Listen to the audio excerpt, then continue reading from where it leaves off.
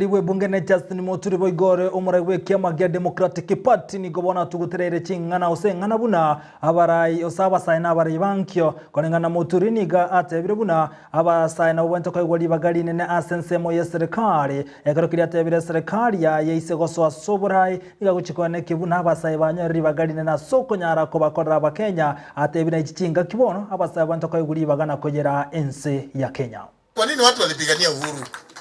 It must have a bearing, and it must translate to something that is beneficial to the mwananchi.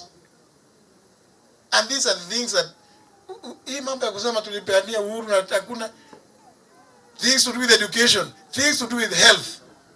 Hizi ni vitu ambavyo serikali inatakiwa kusimamia bila kudai mwananchi pesa yoyote. It is unfair ati nchi hii katika wizara 22 ni wizara moja atinaambiwa ya youth. Na hata ikitengezwa hiyo ya youth inakuwa department. Surely, are we being fair? The youth comprise more than 70% of the population of this country.